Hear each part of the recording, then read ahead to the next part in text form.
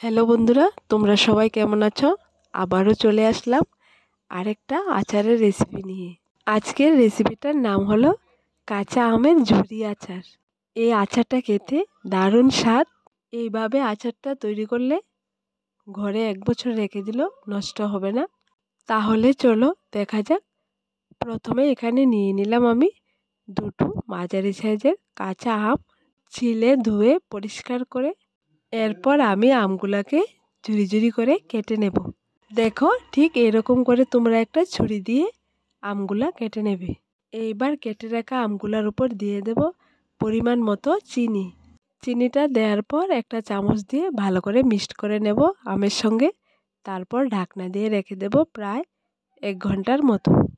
আচার খেতে আমরা সবাই পছন্দ করি, তাই আমের মৌসুমে যদি বেশি করে আচার তৈরি করে রাখা যায়, আচারটা আমার মতো তৈরি করে 1 বছর রেখে খেলেও একদম নষ্ট হবে না।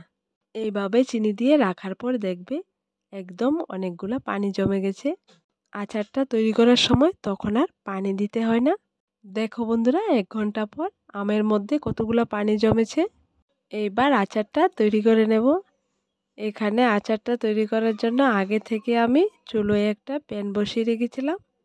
এইখানে আমি কোনো প্রকার তেল দেব না, তেল ছাড়াই আচার তৈরি করব। এরপর দিয়ে দেব কেটে রাখা আমগুলা দেওয়া হয়ে গেলে চুলোর আঁচটাকে একদম লোতে রেখে দেব। 2 মিনিটের মতো হালকা নেড়ে নেব। নাড়ার পর এক এক করে মশলাগুলা দিয়ে দেব। আমার মতো করে এই আচারটা তোমরা ঘরে একবার ট্রাই করে দেখবে, খেতে দারুণ স্বাদ। এখানে আচারের একটা সুন্দর কালার আসার জন্য দিয়ে দিলাম 1/2 চা চামচ হলুদ গুঁড়ো।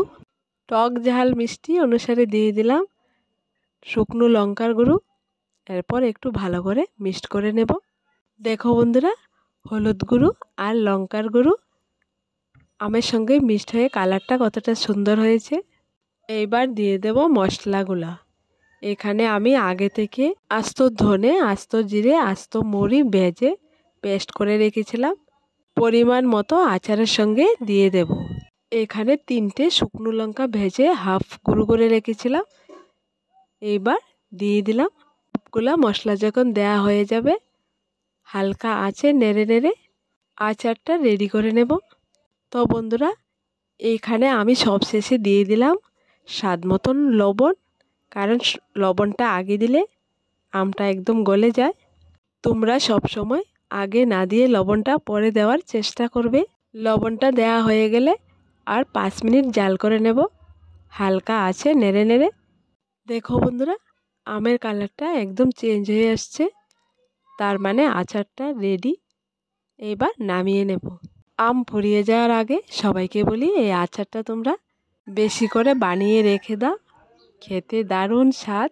তো আমার দেওয়া রেসিপিগুলো তোমাদের যদি ভালো লেগে থাকে তাহলে আমার এই চ্যানেলটাকে লাইক, শেয়ার এবং সাবস্ক্রাইব করে পাশে থাকা বেল বাটনটি অবশ্যই ক্লিক করে রাখবে, যাতে করে আমার দেওয়া রেসিপিগুলো সবার প্রথমে তোমাদের কাছে পৌঁছায়।